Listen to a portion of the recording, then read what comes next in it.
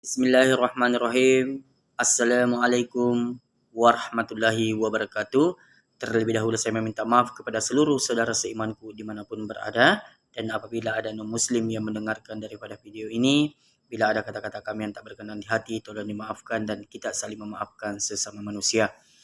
Alhamdulillah kita bersyukur kepada Allah Subhanahu wa taala karena kita masih diberikan kesehatan umur panjang. Kemudian kita masih diberikan daripada nikmat yang terbesar adalah nikmat iman. Kita masih bisa beraktivitas seperti biasanya. Itulah yang patut kita syukuri dari Allah Subhanahu wa taala. Alhamdulillah, kembali saya akan membuat konten dan saya niatkan semoga konten ini akan bermanfaat kepada pribadi saya sendiri dan untuk kita semua, khususnya kepada saudara seimanku dimanapun berada. Di sini saya akan menyampaikan beberapa kata sesuai dengan ilmu yang saya pelajari, sesuai dengan yang pernah saya dengarkan. Dan ketika saya mengingat dengan beberapa penceramah yang pernah saya dengarkan, baik kepada ustaz, Pak Kiai dan alim ulama, sudah banyak yang terbukti dengan apa yang disampaikan oleh beliau-beliau. Begitupun saya suka berbicara kepada orang-orang tua yang apalagi namanya, ada juga yang sudah almarhum dan sekarang masih ada juga yang masih hidup. Dan saya sangat suka berbicara kepada orang-orang tua karena orang-orang tua sering berpesan kepada saya bahwa seperti ini, dan ketika saya kumpulkan dengan ketika saya temukan dengan apa yang disampaikan oleh Pak Ustaz, Pak Kiai dan alim ulama dengan apa yang disampaikan kepada nenek-nenek saya, itu hampir sama dan bisa dibahasakan bahwa sama dengan tujuannya.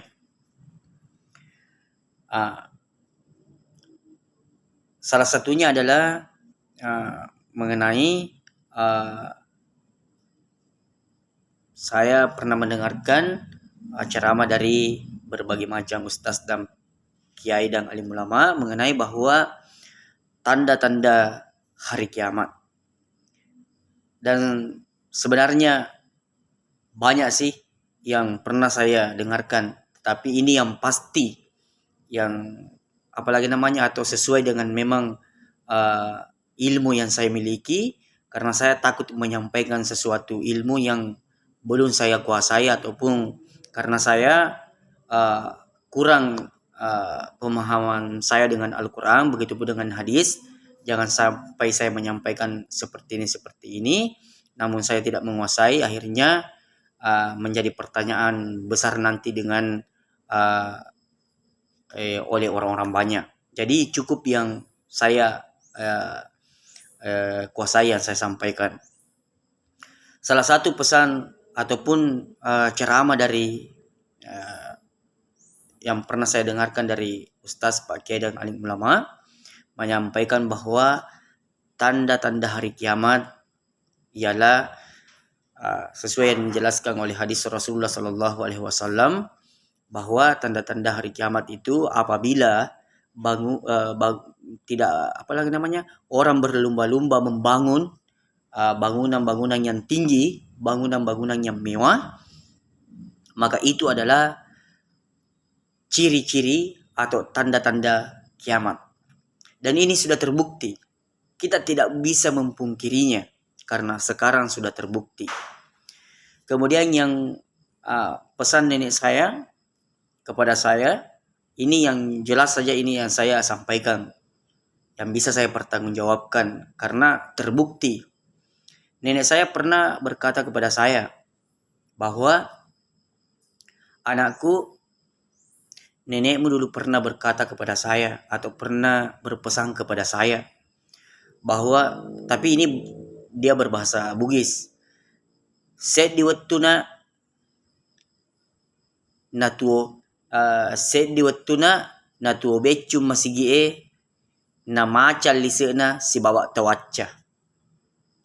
Dalam artian bahasa Indonesia, suatu saat nantinya masjid akan tumbuh seperti jamur, namun isinya harimau dengan orang-orang pintar. Sekarang sudah terbukti karena saya memaknai dengan apa yang disampaikan nenek saya, dan saya melihat di mata kepala saya sendiri ini sering terjadi, bahwa terkadang di dalam masjid jamaah masjid terkadang bertengkar. Gara-gara apa? Gara-gara mungkin salah satu atau 2 orang 3 orang pengurus masjid yang tidak sepaham, karena sama-sama mempertahankan dengan kepandaian dia, kepintaran dia, akhirnya bertengkar. Ini sering terjadi. Dikatakan bahwa apa yang dikatakan bahwa ini harimau, itu harimau artinya harimau itu dia mau menang sendiri, tidak mau dikalahkan. Dan sekarang sudah banyak terbukti. Saya sering melihat dengan mata kepala saya sendiri bahwa apalagi namanya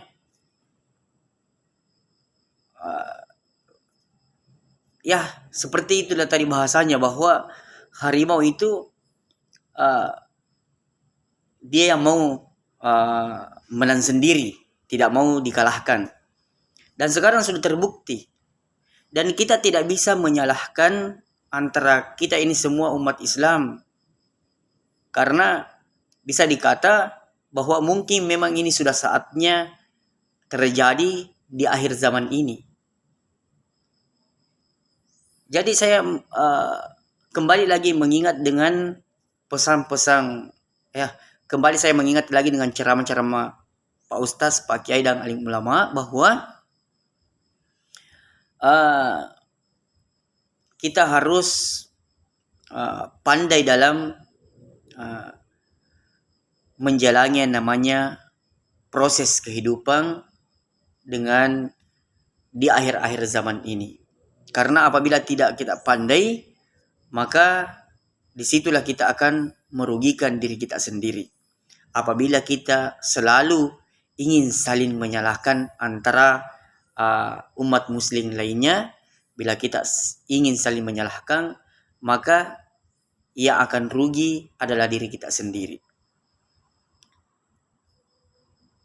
Sekarang sudah terbukti lagi, saudara seimanku dimanapun berada, bahwa ini adalah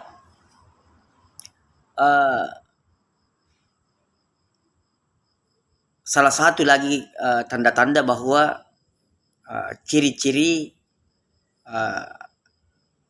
tanda-tanda dekatnya namanya hari kiamat. Sering ini terjadi lagi. Namun saya tidak ingin menyalahkan kepada sesiapa saja, karena mungkin ini adalah jalan-jalan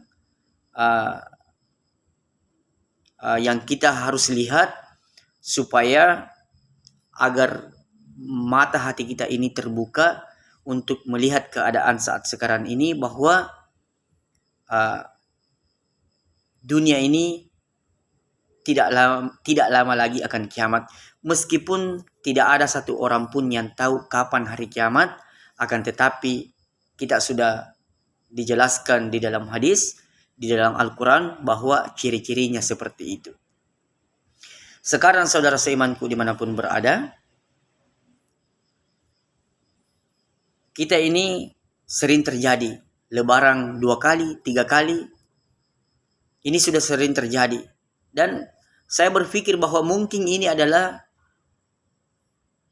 tanda-tanda akhir zaman, tanda-tanda dekatnya hari kiamat. Karena kenapa? Kita ini kembali berpikir, karena ada selalu orang mengatakan bahwa kita harus mengikuti pemimpin. Ketika pemimpin mengatakan seperti ini, maka kita harus tunduk kepada pemimpin, itu hal yang benar. Akan tetapi kembali kita berpikir dengan logika, pikiran yang cerdas. Kalau ada 5 pemimpin di seluruh dunia yang berpikir seperti itu, bahwa dia mengambil keputusan dengan pemimpinnya 5 orang, bahwa seperti ini, maka apakah kedepannya Islam apakah tidak semakin kacau? Karena kita ini satu tujuan, satu dasar, Al-Quran dan hadis. Dan apabila kita ini salah mengartikan yang namanya untuk taat kepada pemimpin, maka agama kita ini akan semakin lemah. Saya memohon maaf sebesar-besarnya kepada seluruh saudara seimanku dimanapun berada. Bila yang saya sampaikan ini salah ataupun bagaimana, saya memohon diluruskan dan dibenarkan. Karena ilmu saya sangat secuil. Tapi saya merangkum semua ceramah-ceramah yang pernah saya dengarkan ataupun pesan-pesan orang tua, sehingga saya jadikan kumpulkan menjadi satu, sehingga saya cernai baik-baik, dan ini sudah terbukti. Itu tadi, ketika ada pemimpin di seluruh dunia yang berpikir seperti itu, bahwa mengikuti bahwa kita harus lebaran dengan seperti ini, di sana seperti ini, berarti maka misalnya 5 kali kita lebaran dalam bulan itu, apakah itu tidak keliru? Bila kita harus taat kepada pemimpin, sedangkan kita ada dasar Al-Quran dan hadis. Dasarnya apa? Seperti ini. Apabila ibadah haji dilaksanakan hari ini, maka otomatis ibadah sholat sunat Idul Adha besok seluruh umat Islam di seluruh dunia akan bersama-sama melaksanakan ibadah sholat Idul Adha di tempat masing-masing yang telah ditentukan, ataupun di negara masing-masing yang telah ditentukan tempatnya untuk menunaikan ibadah sholat Idul Adha. Kan seperti itu menurut ilmu yang saya pernah pelajari, dan bila ada yang saya sampaikan ini salah, tolong dibenarkan dan tolong diluruskan. Cuma bagaimana kita ini agar bisa berpikir cerdas, bahwa mentaati pemimpin sangat-sangat baik, tapi kembali kita berpikir dengan jernih, cerdas, untuk supaya agama kita atau agama Islam agar tetap bersatu, agar agama kita ini tidak pudar. Karena kenapa?